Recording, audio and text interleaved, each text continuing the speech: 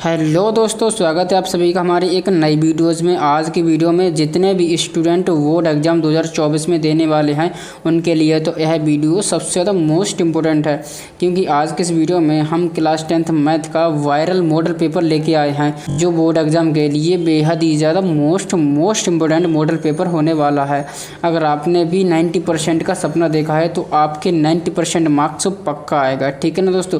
क्योंकि आज की इस वीडियो में हम आपके लिए मैथ का मॉडल पेपर लेके आए हैं, इसलिए अगर आपको मैथ में 90% लेके आना है तो आप इस वीडियो को अंत तक ज़रूर देखें, क्योंकि आज के इस वीडियो में हम मैथ के मॉडल पेपर को सॉल्व करवाने वाले हैं, जिसमें देखिए दोस्तों आपके बहुविकल्पी प्रश्न, अति लघु उत्तरीय प्रश्न, लघु उत्तरीय प्रश्न और दीर्घ उत्तरीय प्रश्न, सभी टाइप के हम प्रश्न को सॉल्व करवाने वाले हैं।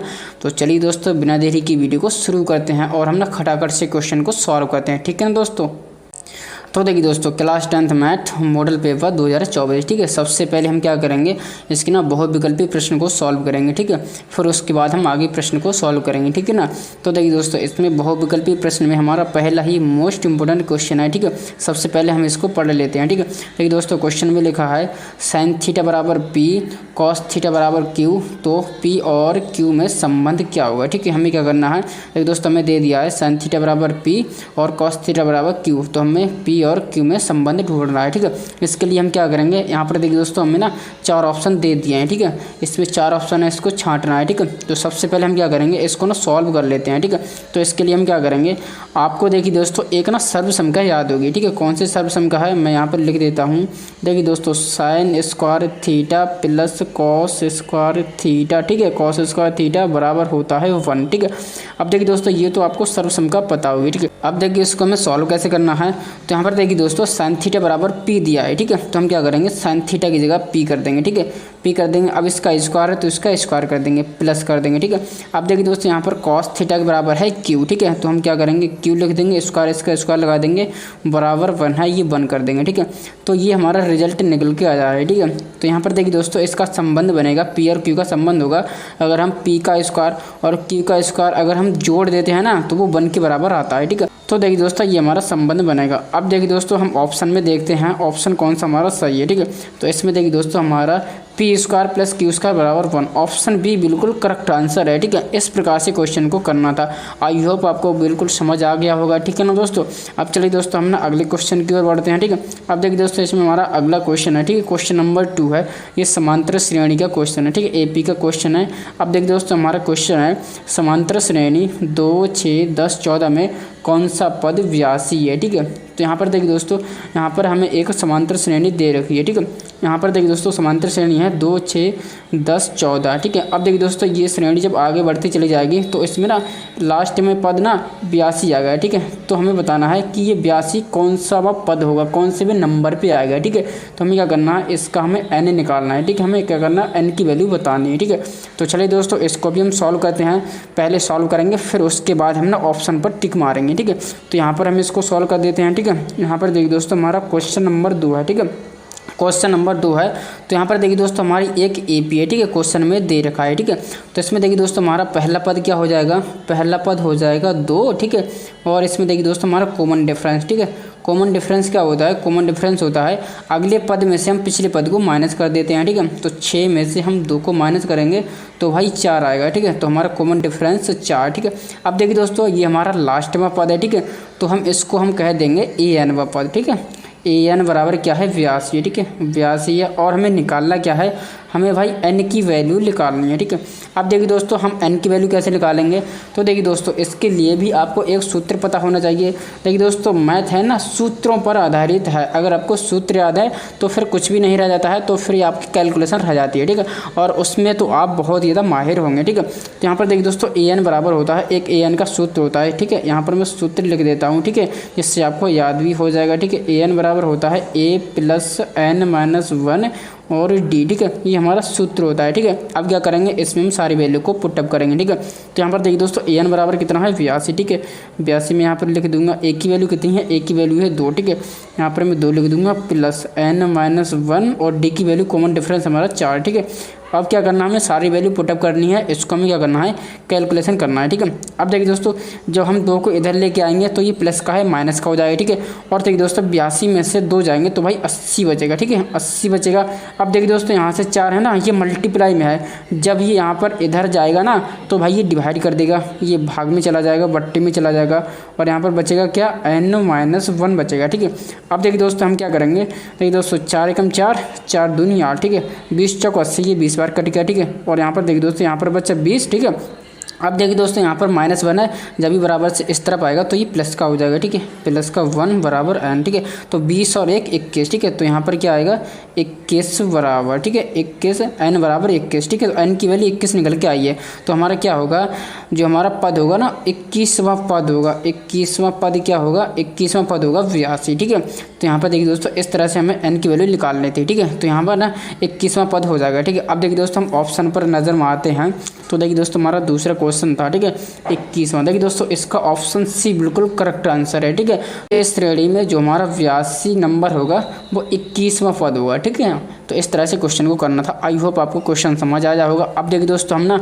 अगले क्वेश्चन की ओर चलते हैं। ठीक है, हमारा देखिए दोस्तों तीसरा ऑब्जेक्टिव क्वेश्चन है। ठीक है, यहाँ पर देखिए दोस्तों लिखा है 1 - tan² 45 बट्टा 1 + tan² 45 बराबर होता है, किसके बराबर होता है, तो ये हमें बताना है। ठीक है, अब क्या करेंगे, हम इसको भी हम इस यहाँ पर सॉल्व करेंगे। ठीक है, तो चलिए दोस्तों हम यहाँ पर इसको सॉल्व कर देते हैं। ठीक है, तो यहाँ पर देखिए दोस्तों 1। ठीक है, अब देखिए दोस्तों tan² 45, देखिए दोस्तों tan 45 की वैल्यू क्या होती है, tan 45 की वैल्यू होती है 1। ठीक है, और इसका स्क्वायर है तो हम स्क्वायर भी कर देंगे। ठीक है, आपको टेबल भी पता होनी चाहिए। ठीक है ना दोस्तों, और देखिए दोस्तों यहाँ से 1 प्लस tan 45 की वैल्यू होती है 1, और स्क्वायर करेंगे 1 का। ठीक है, अब इसको आगे कैलकुलेट करेंगे। ठीक है, 1 - 1, ठीक है, बटा 1 और 1 2 हो जाएगा। ठीक है, 1 का स्क्वायर करेंगे तो 1 आएगा, और 1 और 1 2 हो जाएगा। ठीक है, अब देखिए दोस्तों 1 में से 1 जाएगा भाई 0 बचेगा, 0 बटा 2, 2 का 0 में भाग लगाएंगे भाई 0 आएगा। और देखिए दोस्तों 0 किसकी वैल्यू होती है, तो देखिए दोस्तों मैं आपको बताना चाहूँगा।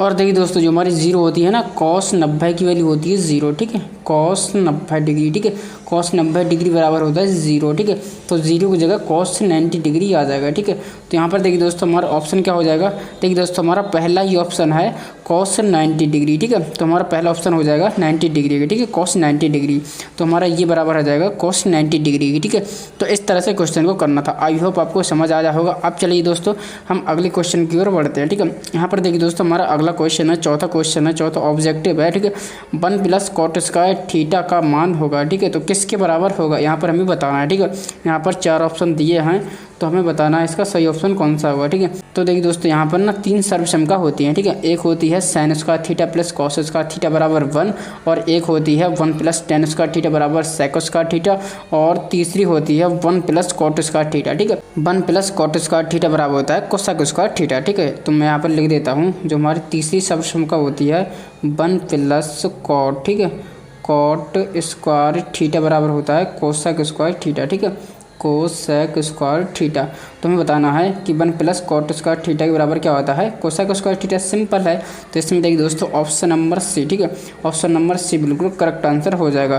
तो इसके बराबर क्या होगा, इसके बराबर ये cosec² थीटा होगा। ठीक है, तो ये बेसिकली एक सर्वसमका भी है। ठीक है, तो आपको ना तीनों सर्वसमका याद होनी चाहिए। ठीक है, अब देखिए दोस्तों हम ना अगले क्वेश्चन की ओर चलते हैं। ठीक है, अगला हमारा ऑब्जेक्टिव क्वेश्चन है। तो देखिए दोस्तों ना आपके बोर्ड एग्जाम में इसी तरह से बिल्कुल हूबहू क्वेश्चन आने वाले हैं। ठीक है, ये मैथ का बिल्कुल वायरल पेपर है। ठीक है, तो इस तरह से आपको क्वेश्चन करना है। ठीक है, अब चलिए दोस्तों हम अगले क्वेश्चन को पढ़ते हैं। ठीक है, तो देखिए दोस्तों यहाँ पर लिखा है निम्न में से कौन सा सहअभाज्य संख्याओं का एक युग्म है। ठीक है, तो यहाँ पर देखिए दोस्तों यहाँ पर ऑप्शन दिए गए हैं, तो हमें बताना है कि इसमें से कौन सा एक सहअभाज्य संख्याओं का युग्म है। ठीक है, तो देखिए दोस्तों सहअभाज्य संख्या कौन सी होती है। ठीक है, तो मैं आपको बताना चाहूँगा ऐसी संख्याओं का युग्म जो केवल 1 से कटे, 1 के अलावा किसी नंबर से ना कटे, वो होती है हमारी सहअभाज्य संख्या। जैसे मैं यहाँ पर एक नंबर लेना चाहूँगा। ठीक है, जैसे यहाँ पर 3 और 7 हो गया। ठीक है, 3 और 7 हो गया। देखिए दोस्तों 3/7, तो इसको हम काटने चलेंगे, तो देखिए दोस्तों ये किसी भी से नहीं कटेगी, ये केवल 1 से कटेगी, तो 1 के अलावा ये किसी नंबर से नहीं कटेगी, तो ये होती है हमारी सहअभाज्य संख्या। ठीक है, तो इस तरह से ये सहअभाज्य संख्या होती है। आई होप आपको समझ आ जाए होगा। अब चलिए दोस्तों हम ना इसको चेक करते हैं इसमें कौन सा वाला ऑप्शन सही होगा। ठीक है, तो सबसे पहले हम ऑप्शन ए को देखते हैं। ठीक है, तो ए हमारा है 14 और 35 है, ठीक है। तो देखिए दोस्तों ये ना 14 से 7 से कट जाएगा, ठीक है। 7 दूनी 14 और 7 पंजे 35, तो ये 1 के अलावा 7 से कट गया, तो ये हमारा सहभाज्य संख्या का युग्म नहीं होगा, ठीक है। अब देखिए दोस्तों हम इसको चेक करते हैं, ठीक है। तो इसको देखिए दोस्तों ऑप्शन नंबर सी है 31 और 93 है, ठीक है।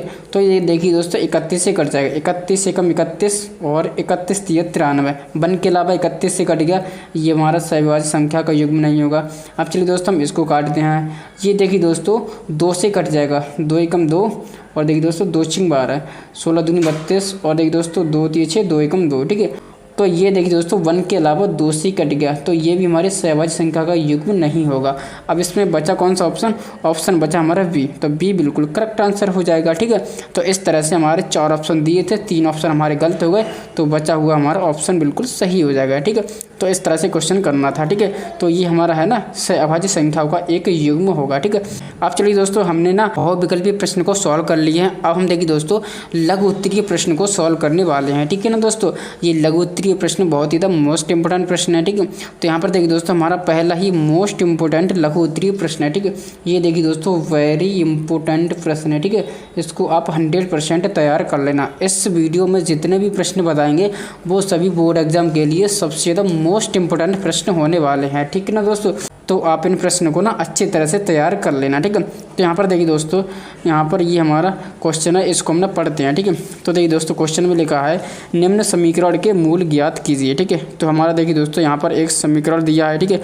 इसका हमें क्या करना है? मूल ज्ञात करना है, ठीक है ना दोस्तों। तो चलिए दोस्तों इसको हम ना हल करना स्टार्ट करते हैं, ठीक है। इसको हल करेंगे तो देखिए दोस्तों यहाँ पर लिखा है, हमारा क्वेश्चन है 1/x + 4 - 1/x - 7 बराबर 11/30 है, ठीक है। और यहाँ पर स्टेटमेंट दे दी है कि x की वैल्यू है ना -4 और 7 नहीं होना चाहिए, ठीक है। x बराबर ना ही -4 हो ना ही 7 हो, ठीक है। तो इस प्रकार से ये यहाँ पर दे दिया है, ठीक है। अब चलिए दोस्तों हमें क्या करना है? इसके मूल निकालने हैं, इसके हल निकालने हैं, ठीक है। तो क्या करेंगे यहाँ पर देखिए दोस्तों हम ना एलसीएम ले लेंगे, ठीक है। x + 4 सॉरी है, ठीक है। तो x + 4 और x - 7, ठीक है। इसके एलसीएम लेंगे, ठीक है। तो क्या होगा यहाँ पर देखिए दोस्तों ये इधर आ जाएगा, ठीक है। तो x - 7, ठीक है। अब देखिए दोस्तों यहाँ माइनस है, माइनस लगाएंगे और x + 4 की मल्टीप्लाई 1 में होगी, तो x + 4, ठीक है, और बराबर 11/30 है, ठीक है।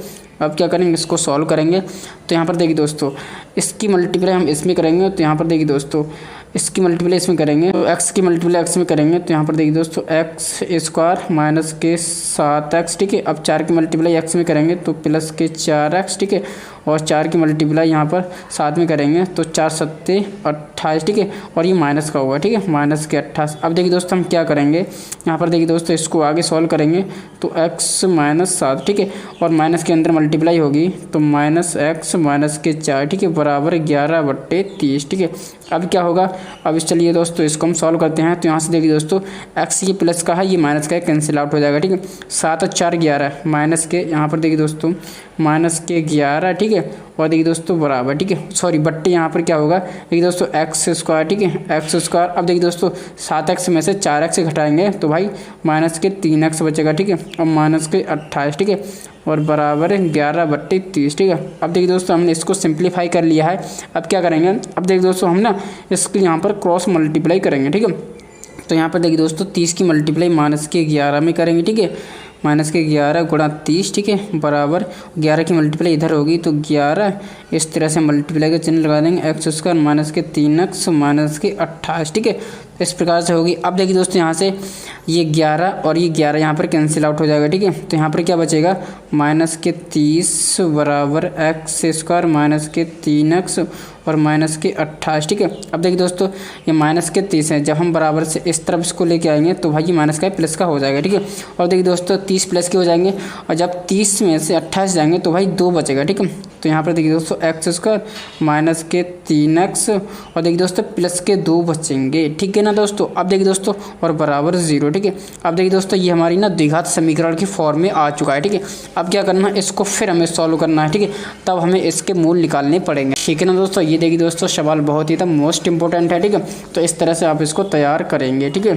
तो देखिए दोस्तों हमारा क्या है, ये द्विघात समीकरण है। ठीक है, अब देखिए दोस्तों हमें इसके मूल निकालने हैं, गुणनखंड विधि से इसको सॉल्व करेंगे। ठीक है, तो यहाँ पर देखिए दोस्तों एक्स स्क्वायर। ठीक है, अब देखिए दोस्तों हम क्या करेंगे, 2 के ऐसे फैक्टर करेंगे जो प्लस या माइनस करने पर बीच वाला नंबर आए। ठीक है, और देखिए दोस्तों यहाँ पर मल्टीप्लाई करने पर 2 आए। ठीक है, तो हम क्या करेंगे, देखिए दोस्तों माइनस के 2x और माइनस के x कर देंगे। ठीक है, तो यहाँ पर देखिए दोस्तों और प्लस का 2 बराबर 0, इस तरह से हम इसके गुणनखंड करने वाले हैं। ठीक है, अब देखिए दोस्तों हम क्या करेंगे, पहले इसमें से कॉमन लेंगे। ठीक है, यहाँ से x कॉमन ले लेंगे तो x माइनस के 2। ठीक है, यहाँ से कुछ भी कॉमन नहीं मिलेगा तो हम माइनस के 1 कॉमन ले लेंगे। ठीक है, तो x माइनस के 2 बराबर 0। ठीक है, अब क्या करेंगे, देखिए दोस्तों हम ना कोष्टक वाले को एक बार लिख लेंगे x माइनस के 2, और देखिए दोस्तों बचे हुए को हम दूसरे कोष्टक में लिख देंगे x माइनस 1। ठीक है, और बराबर 0। अब देखिए दोस्तों हम क्या करेंगे, एक बार इसको 0 के बराबर रखेंगे, फिर एक बार हम इसको 0 के बराबर रखेंगे। ठीक है, तो सबसे पहले इसको 0 के बराबर रखेंगे, x माइनस 2 बराबर 0, तो x बराबर 2, एक मूल हमारा निकल चुका है।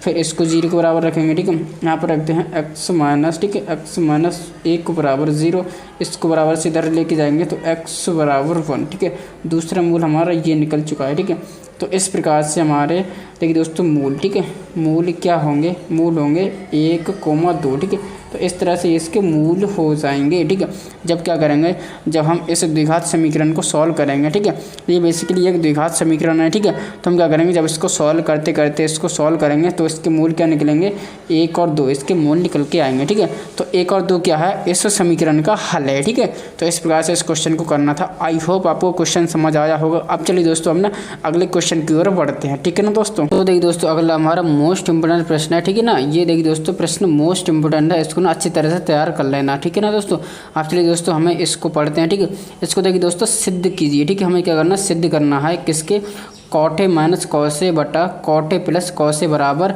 कोसेक ए माइनस 1 बटा कोसेक ए प्लस 1। ठीक है, तो हमें क्या करना है, सिद्ध करने वाला क्वेश्चन है। ठीक है, बहुत ही था वेरी मोस्ट इंपोर्टेंट प्रश्न है। ठीक है, तो देखिए दोस्तों हमें क्या करना है, इसको हमें ना इसके बराबर लेके आना है। ठीक है, सिद्ध करना है। ठीक है, तो देखिए दोस्तों हम क्या करेंगे, इसको भी बहुत आसानी से सॉल्व कर देंगे, और आप इस क्वेश्चन को बहुत अच्छी तरह से ध्यान से देखना और इसको 1-2 बार रिवाइज कर लेना। ठीक है, क्योंकि ये वेरी इंपॉर्टेंट प्रश्न है, ये कई बार प्रश्न बोर्ड एग्जाम में पूछा गया है। ठीक है ना दोस्तों, तो देखिए दोस्तों हम इसको सॉल्व कैसे करेंगे। ठीक है, तो हमें देखिए दोस्तों इसको सॉल्व करने के लिए हम क्या करेंगे, बेसिकली ना हमें इसको इसके बराबर लेके आना है। ठीक है, तो हम क्या करेंगे, पहले तो हम ना इसको तोड़ लेंगे। ठीक है, हम क्या करेंगे, कॉट ए बराबर क्या होता है, मैं यहाँ पर बताना चाहूँगा, जो हमारा कॉट ए होता है ना, कॉट ए बराबर होता है कॉस ए। ठीक है, कॉस ए बटा साइन ए। ठीक है, साइन ए, तो ये हमारा कॉट ए के बराबर होता है। ठीक है, तो मैं क्या करूँगा, कॉट ए की जगह कॉस ए बटा साइन ए रख दूंगा। ठीक है, तो ये देखिए दोस्तों यहाँ पर कॉट ए की जगह कॉस ए, ठीक है, कॉस ए बटा साइन ए रख दूंगा। ठीक है, साइन ए माइनस के, ठीक है, माइनस के कॉस, ठीक है, कॉस ए। ठीक है, ये रख दिया। ठीक है, और यहाँ पर लिख देना। ठीक है, यहाँ पर लिख देना LHS। ठीक है, ये RHS वाला पद होता है, ये LHS वाला पद होता है। ठीक है, LHS। ठीक है, LHS लेने पर, ठीक है, लेने पर हम क्या करेंगे, LHS लेके चलेंगे और इसे ना RHS के बराबर सिद्ध कर देंगे। ठीक है, तो इस प्रकार से हम क्वेश्चन को सॉल्व करेंगे। ठीक है, अब इसके नीचे हम क्या करेंगे, बटा। ठीक है, अब देखिए दोस्तों यहाँ पर कॉट ए की जगह फिर हम ये वाली वैल्यू यूज़ करेंगे, तो यहाँ पर देखिए दोस्तों कॉस ए, ठीक है, कॉस ए बटा साइन ए। ठीक है, साइन ए और माइनस के, ठीक है, माइनस नहीं सॉरी प्लस है। ठीक है, प्लस के कॉस ए। ठीक है, कॉस ए। ठीक है, अब दोस्तों हम क्या करेंगे, इसको हम इधर सॉल्व करने वाले हैं। ठीक है, तो यहाँ पर देखिए दोस्तों, यहाँ पर अंश में देखिए दोस्तों यहाँ पर भी कॉस है और इसके अंश में यहाँ पर भी कॉस है। ठीक है, इसके नीचे अगर 1 मान लेना तो देखिए दोस्तों यहाँ पर भी कॉस है और इसके अंश में यहाँ पर भी कॉस है, तो हम क्या करेंगे, कॉस यहाँ पर से कॉमन ले लें, बिल्कुल कॉमन ले लेंगे। ठीक है, कॉस ए। ठीक है, कॉस यहाँ पर से कॉमन ले लिया। ठीक है, तो यहाँ पर क्या बचा, 1/sin ए। ठीक है, 1/sin ए। ठीक है, साइन ए, और देखिए दोस्तों यहाँ पर क्या बचा, यहाँ पर बचा माइनस के 1। ठीक है, यहाँ पर माइनस के 1 बचा, और देखिए दोस्तों इसी प्रकार से हम क्या करेंगे, नीचे कॉस ए कॉमन लेंगे। ठीक है, तो यहाँ पर देखिए दोस्तों कॉस ए। ठीक है, कॉस ए हम कॉमन लेंगे तो यहाँ पर क्या बचेगा, यहाँ पर देखिए दोस्तों 1/sin ए बचेगा। ठीक है, 1/sin ए, और देखिए दोस्तों प्लस कॉस यहाँ पर से कॉमन चला जाएगा तो यहाँ पर भी 1 बचेगा। ठीक है, अब देखिए दोस्तों यहाँ से क्या होगा, कॉस ए से कॉस यहाँ पर कैंसिल आउट हो जाएगा, ठीक है। ऊपर नीचे से यहाँ पर मल्टीप्लाई में पद है ना, तो ऊपर नीचे से कैंसिल आउट हो जाएंगे। अब देखिए दोस्तों इसको आगे सॉल्व करेंगे। और देखिए दोस्तों एक और आपको फॉर्मूला यहाँ पर याद होना चाहिए, 1/sin किसके बराबर होता है, वो बराबर होता है कोसेक ए के, ठीक है। कोसेक ए के बराबर होता है, कोसेक ए बराबर होता है 1/sin और माइनस के 1 और यहाँ पर भी 1/sin के बराबर होता है कोसेक ए, ठीक है। कोसेक ए +1, ठीक है। तो इस प्रकार से अब देखिए दोस्तों हमें सिद्ध क्या करना था, सिद्ध हमें देखिए दोस्तों कोसेक ए -1 कोसेक ए +1 ये हमें सिद्ध करना था और ये हमारा सिद्ध होके आ चुका है, ठीक है। और यहाँ पर दोस्तों यहाँ पर रीजन लिख देना। यहाँ पर देखिए दोस्तों हमने इसके बराबर क्या रखा है 1/sin ए, ठीक है। 1/sin ए बराबर कोसेक ए, ठीक है। कोसेक ए आप इस तरह से प्रॉपर तरीके से लिखना, एक भी मार्क्स नहीं कटेगा दोस्तों, ठीक है। तो ये हमारा RHS हो जाएगा, ठीक है, RHS, ठीक है। तो इस तरह से देखिए दोस्तों हम LHS वाले पद को लेके चले और इसे सॉल्व करते करते RHS वाले पद को लेके आ गए। तो इस प्रकार से हमारा क्या होगा, ये क्वेश्चन हमारा सिद्ध हो गया, ठीक है। तो इस तरह से क्वेश्चन करना था। आई होप आपको क्वेश्चन समझ आ जा होगा, ठीक है ना दोस्तों। अब चलिए दोस्तों हम ना अगले क्वेश्चन की ओर चलते हैं, ठीक है। ये भी हमारा मोस्ट इंपोर्टेंट प्रश्न है, ठीक है। तो चलिए दोस्तों हम इसको पढ़ते हैं, ठीक है। तो देखिए दोस्तों हम इसको पढ़ेंगे, ठीक है। तो यहाँ पर देखिए दोस्तों हमारा IMP क्वेश्चन है, ठीक है। तो देखिए दोस्तों यदि 65 और 117 के HCF को 65m - 117 के रूप में व्यक्त किया जाए तो m का मान क्या होगा, ठीक है। हमें क्या करना है, हमें बेसिकली m का मान निकालना है, ठीक है। तो देखिए दोस्तों 65 और 117 के हम HCF को ना इस रूप में लिख सकते हैं, ठीक है। तो फिर हमें क्या करना है, फिर यहाँ पर हमें ना m का मान निकालना है कि भाई m की वैल्यू क्या होगी, ठीक है। तो इस तरह से हम इसको भी सॉल्व करेंगे, ठीक है। ये भी देखिए दोस्तों बहुत ही मोस्ट इंपोर्टेंट प्रश्न है। इस वीडियो में जितने भी प्रश्न बनाए हैं वायरल मॉडल पेपर के मोस्ट इंपोर्टेंट प्रश्न है, जो 2024 के लिए तो सबसे ज़्यादा मोस्ट इंपोर्टेंट प्रश्न है, ठीक है। तो देखिए दोस्तों इसको हम कैसे सॉल्व करेंगे, इसको सॉल्व करने के लिए हम क्या करेंगे, पहले देखिए दोस्तों हम क्या करेंगे 65 और 117 के हम ना HCF निकाल लेंगे, ठीक है। HCF निकालेंगे 65 और 117 का, ठीक है। तो देखिए दोस्तों हम क्या करेंगे, इस तरह से हम 65 के अभाज्य गुणनखंड करेंगे, ठीक है। और देखिए दोस्तों हम 117 के भी अभाज्य गुणनखंड करेंगे, ठीक है। फिर इसका हम HCF निकालेंगे, ठीक है। तो देखिए दोस्तों हम इसको 3 से काटेंगे, 3 से कटेगा, 3 दूनी 6, 3 से नहीं कटेगा, ठीक है। तो देखिए दोस्तों 4 से भी नहीं कटेगा, 5 से कट जाएगा, 5 कम 5, 5 3 15, ठीक है। तो 5 से कटेगा, 5 कम 5, 5 3 15, 13 पंजे 65 और ये देखिए दोस्तों 13 एकम 13, ठीक है। तो इस तरह से हम इसको काटेंगे। ये देखिए दोस्तों 3 से कटेगा, 3 से कट जाएगा, 2 से नहीं कटेगा। सबसे पहले हम छोटी से छोटी संख्या से काटते हैं, 2 से काटते हैं, 2 से नहीं कटता है, फिर हम उससे बड़ी संख्या से काटने की कोशिश करते हैं, ठीक है। तो 2 से नहीं कटेगा, 3 से काटेंगे, 3 3 9, 3 9 27, 3 से कट जाएगा, ठीक है। 3 3 9, यहाँ पर 2 बचा, 3 9 27, ठीक है। फिर इसको 3 से काटेंगे, 3 एकम 3 और 3 3 9, फिर इसको 3 से काटेंगे, 3 से नहीं 13 से काटेंगे, ठीक है। 13 एकम 13, ठीक है। अब क्या करेंगे, इसके हम ना HCF निकालेंगे, ठीक है। HCF यहाँ पर हम निकालेंगे HCF, ठीक है। HCF निकालेंगे तो यहाँ पर देखिए दोस्तों 65 के जो हमारे अभाज्य गुणनखंड होंगे 5 गुणा 13, ठीक है। और देखिए दोस्तों 117 के होंगे, 117 क्या होंगे 3 की पावर 2 और देखिए दोस्तों गुणा 13, ठीक है। अब देखिए दोस्तों जब भी हम ना HCF निकालते हैं तो हम देखिए दोस्तों दोनों में संख्या देखते हैं कि भाई कॉमन होनी चाहिए, ठीक है। तो यहाँ पर देखिए दोस्तों 13 है और यहाँ पर भी 13 है, तो इसका HCF क्या आ जाएगा, इसका HCF आएगा 13, ठीक है। तो देखिए दोस्तों 65 और 117 का HCF होगा 13, ठीक है। तो इस तरह से हमने HCF निकाल लिया। अब देखिए दोस्तों हमें HCF तो निकाल लिया, लेकिन हमें निकालना क्या है, हमें भाई m की वैल्यू निकालनी है, ठीक है। तो m की वैल्यू को हम कैसे निकालेंगे, तो यहाँ पर देखिए दोस्तों क्वेश्चन में दे रखा है हम 65 और 117 के HCF को ना इस रूप में लिख सकते हैं, ठीक है। तो यहाँ पर देखिए दोस्तों हम इसको करेंगे, ठीक है।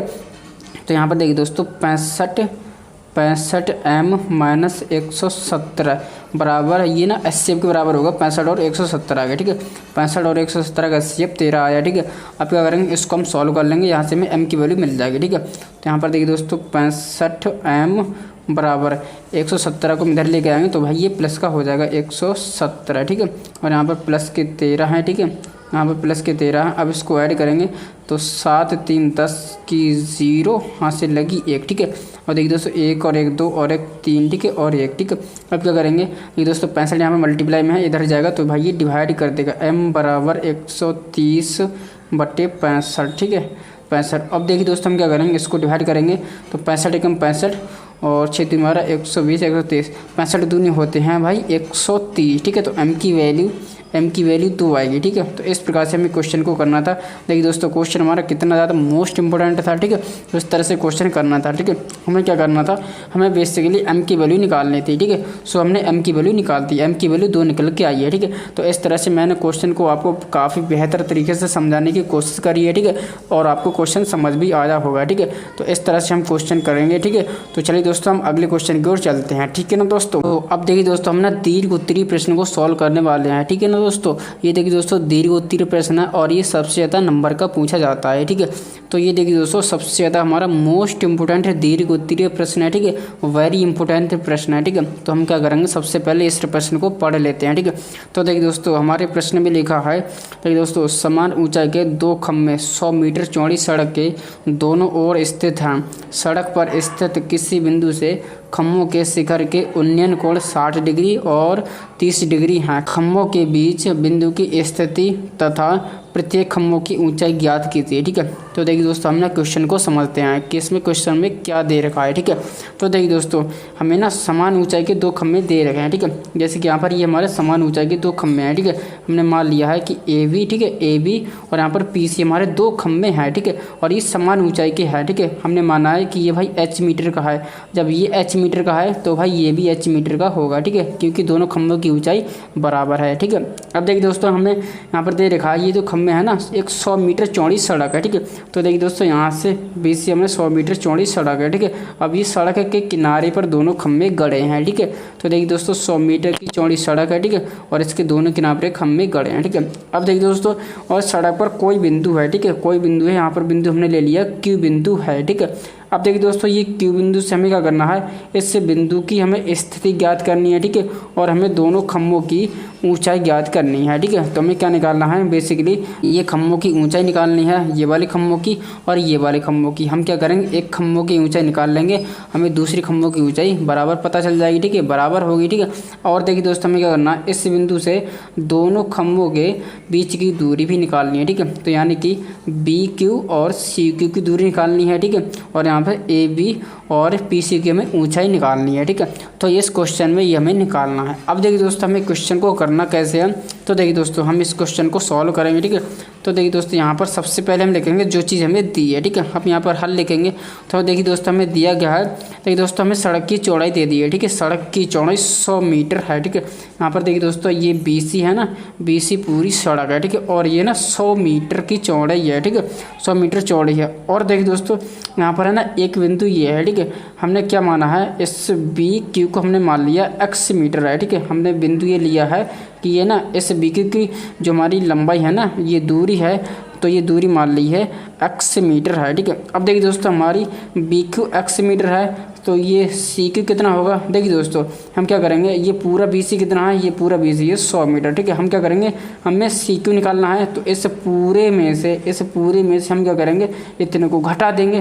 तो क्या करेंगे, 100 में से x को घटा देंगे तो भाई CQ निकल के आएगा। ठीक है, तो यहाँ पर CQ क्या हो जाएगा, CQ हो जाएगा 100 माइनस x मीटर। ठीक है, और देखिए दोस्तों दोनों खंभे की ऊंचाई कितनी है, दोनों खंभे की ऊंचाई हमने मान ली है कि भाई h मीटर के खंभे हैं। ठीक है, अब देखिए दोस्तों हम इसको आगे कैसे सॉल्व करेंगे, निकालेंगे कैसे। ठीक है, तो देखिए दोस्तों बहुत ही मैं आपको सिंपल वे में समझाऊंगा। ठीक है, तो यहाँ पर देखिए दोस्तों वो चीज़ हमारी भूमि पर खड़ी होती है ना, वो भाई 90 डिग्री का कोण बनाती है। चाहे वो खंभे हो, चाहे वो कुतुब मीनार हो, चाहे वो टावर हो, ये पृथ्वी पर हमेशा, भूमि पर हमेशा ये 90 डिग्री के कोण बनाते हैं, परपेंडिकुलर खड़े होते हैं। ठीक है, ये आपको समझ आया।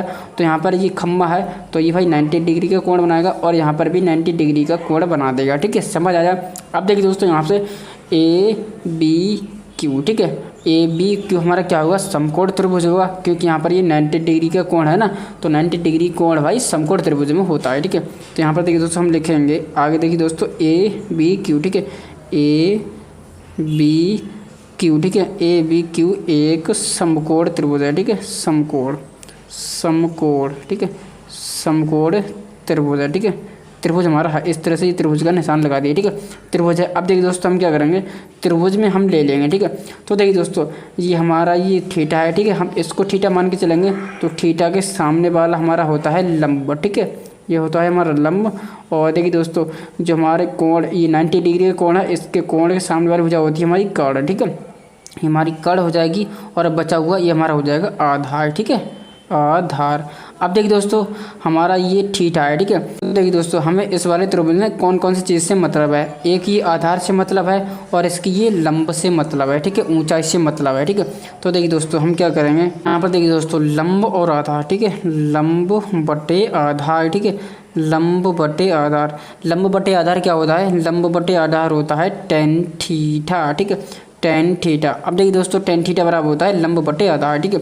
अब देखिए दोस्तों यहाँ पर लंब क्या है, लंब है यहाँ पर एच, ठीक है, एच बटा आधार क्या है, आधार यहाँ पर है एक्स, ठीक है, एक्स हो जाएगा, ठीक है, बराबर टेन थीटा, ठीक है, टेन। अब देखिए दोस्तों थीटा, इसमें थीटा कौन सा कोण है, ये वाला हम कोण लेके चले हैं 60 डिग्री, ठीक है, 60 डिग्री। तो देखिए दोस्तों हम इसको आगे सॉल्व करेंगे, ठीक है। तो यहाँ पर देखिए दोस्तों, टेन 60 की वैल्यू होती है √3, ठीक है। मैं यहाँ पर लिखना चाहूँगा h/x बराबर √3, ठीक है, √3 यहाँ पर मैं लिख दूंगा, ठीक है। यहाँ पर लिख देते हैं साइड में टेन 60, ठीक है, टेन 60 बराबर होता है √3 के, ठीक है। इस तरह से हम यहाँ पर लिख देंगे और देखिए दोस्तों इसके नीचे मान के ना क्रॉस मल्टीप्लाई करेंगे, ठीक है। तो यहाँ पर देखिए दोस्तों जब हमारा h निकल के आएगा ना, h बराबर √3 x निकल के आ जाएगा, ठीक है। तो इसको हम ना समीकरण 1 नाम दे देते हैं, ठीक है। अब देखिए दोस्तों हम क्या करेंगे, इसको हम ना आगे सॉल्व करेंगे, ठीक है। यहाँ पर पेज में दूसरा ले लेता हूँ यहाँ पर। तो यहाँ पर देखिए दोस्तों, अब यहाँ पर देखिए दोस्तों मैंने दूसरा पेज ले लिया है, ठीक है। अब देखिए दोस्तों हम क्या करेंगे, हमने इस त्रिभुज में तो काम कर लिया है, अब हम ना इस वाले त्रिभुज में काम करेंगे, ठीक है। यहाँ पर देखिए दोस्तों ये PCQ, ठीक है, हम क्या करेंगे, एक PCQ भी हमारा एक समकोण त्रिभुज है, ठीक है। तो हम क्या करेंगे यहाँ पर त्रिभुज PCQ में, ठीक है, PCQ में हमें किस किस से मतलब है, देखिए दोस्तों यहाँ पर ये थीटा है, थीटा के जस्ट सामने वाली भुजा लंब होती है, ठीक है। कोण के जस्ट सामने वाली भुजा 90 डिग्री के सामने वाली भुजा कर्ण होती है, ठीक है, कर्ण हो जाती है। और ये बचा ये हमारा आधार हो जाएगा, ठीक है। अब देखिए दोस्तों हमें ये आधार से मतलब है और इसके लंब से मतलब है, ठीक है। तो यहाँ पर देखिए दोस्तों आधार बटे लंब क्या होता है, टेन थीटा, ठीक है, टेन थीटा। अब थीटा इसमें क्या है, थीटा है 30 डिग्री, ठीक है, 30 डिग्री बराबर लंब बटे आधार। लंब इसमें क्या है, लंब इसमें है h, ठीक है। तो यहाँ पर लिख देंगे h और आधार क्या है, आधार यहाँ से यहाँ तक CQ क्या है, CQ है 100 - x, ठीक है, 100, ठीक है, 100 - x, ठीक है। अब क्या करेंगे, अब देखिए दोस्तों इसको हम आगे सॉल्व करेंगे, ठीक है। तो यहाँ पर देखिए दोस्तों टेन 30 की वैल्यू क्या होती है, 1/√3, ठीक है, आपको टेबल याद कर लेनी है, ठीक है। और देखिए दोस्तों यहाँ पे h/100 - x, ठीक है। यहाँ पर मैं साइड में लिख देता हूँ टेन 30 डिग्री, ठीक है, टेन 30 डिग्री होता है 1/√3, ठीक है। अब क्या करेंगे, यहाँ पर इसकी ना क्रॉस मल्टीप्लाई करेंगे, ठीक है। तो यहाँ पर देखिए दोस्तों 100 - x बराबर, ठीक है, √3h, ठीक है। अब देखिए दोस्तों हम क्या करेंगे, यहाँ पर देखिए दोस्तों 100, ठीक है, 100 - x बराबर √3, ठीक है, √3 गुणा। अब देखिए दोस्तों यहाँ से h की वैल्यू हम देखिए दोस्तों समीकरण 1 डाले थे, ठीक है।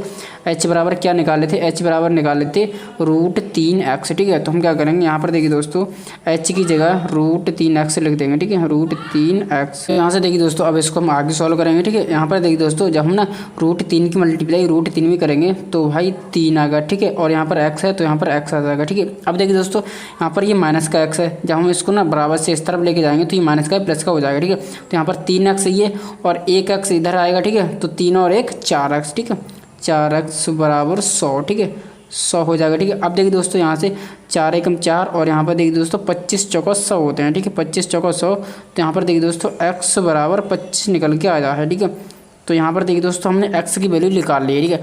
अब देखिए दोस्तों हमें क्या चीज़ निकालना है, यहाँ पर देखिए दोस्तों हमें दोनों खंभों की ऊंचाई निकालनी है, यानी कि हमें h निकालनी है, ठीक है। तो यहाँ पर देखिए दोस्तों h बराबर ये है, ठीक है। तो यहाँ पर देखिए दोस्तों यहाँ पर h बराबर √3, ठीक है, √3। और देखिए दोस्तों यहाँ से x की वैल्यू कितनी निकली, x की वैल्यू निकली 25, ठीक है, गुणा 25, ठीक है। तो हम क्या करेंगे, देखिए दोस्तों √3 की वैल्यू होती है 1.73, ठीक है, गुणा 25। और देखिए दोस्तों हम क्या करेंगे, जब हम ना 1.73 की मल्टीप्लाई 25 में करेंगे तो यहाँ पर निकल के आएगा 43.25, ठीक है। तो यहाँ पर हम लिख देते हैं 43, ठीक है, 43.25 मीटर, ठीक है। इस प्रकार से ये हमारी दोनों खंभों की दूरी यानी कि ऊंचाई निकल के आ गई है, ठीक है। यहाँ पर देखिए दोस्तों हमने ऊंचाई भी निकाल ली है, ठीक है। तो देखिए दोस्तों हमने क्या चीज़ निकाल लिया है यहाँ पर। तो देखिए दोस्तों दोनों खंभों की ऊंचाई क्या हो जाएगी, यहाँ पर देखिए दोस्तों दोनों खंभों की ऊंचाई क्या हो जाएगी, 43, ठीक है, 43.25, ठीक है, 25 मीटर। और देखिए दोस्तों यहाँ से बी की कितना निकला है, एक्स की वैल्यू कितनी निकली है, एक्स की वैल्यू निकली 25, ठीक है, एक्स की वैल्यू 25। और देखिए दोस्तों यहाँ से सी क्यू कितना निकलेगा, सी क्यू देखिए दोस्तों 100 में से 25 घटाएंगे तो भाई 75 निकल के आएगा, ठीक है, 75, ठीक है, 75 मीटर, ठीक है। तो इस प्रकार से हमारा सी क्यू निकल गया है 75 मीटर, ठीक है। और यहाँ पर बी क्यू निकल गया है 25 मीटर, ठीक है। और यहाँ पर देखिए दोस्तों दोनों खम्भे कितनी ऊंचाई के हैं, दोनों खम्भे भाई 43.25 मीटर के हैं, ठीक है। तो इस प्रकार से इस क्वेश्चन को करना था। आई होप दोस्तों ये क्वेश्चन आपको बहुत अच्छी तरह से समझ आ गया होगा। और ये देखिए दोस्तों क्वेश्चन है बहुत ही ज़्यादा बोर्ड एग्जाम के लिए इंपॉर्टेंट है, क्योंकि ये क्वेश्चन है काफ़ी बार बोर्ड एग्जाम में पूछा गया है, ठीक है। तो इस प्रकार से इस क्वेश्चन को करना था, आप इस क्वेश्चन को तैयार कर लेना, ठीक है ना दोस्तों। तो देखिए दोस्तों ये था क्लास 10 मैथ का वायरल मॉडल पेपर, ठीक है। तो इस तरह से क्वेश्चन आएंगे और ये क्वेश्चन बोर्ड एग्जाम के लिए, सारे क्वेश्चन बोर्ड एग्जाम के लिए सबसे ज़्यादा मोस्ट इंपॉर्टेंट है, ठीक है। तो इस तरह से आप इन सभी क्वेश्चन को तैयार कर लेना, ठीक है ना दोस्तों। तो चलिए दोस्तों आज की वीडियो में फिलहाल इतना ही। अगर आपको हमारी वीडियो अच्छी लगती है तो वीडियो को लाइक कर दे, चैनल पे पहली बार आए हैं तो चैनल को सब्सक्राइब करना ना भूलें दोस्तों। तो चलिए दोस्तों मिलते हैं ऐसी किसी नई वीडियो में, तब तक के लिए बने रहें हमारे चैनल के साथ। जय हिंद, जय भारत।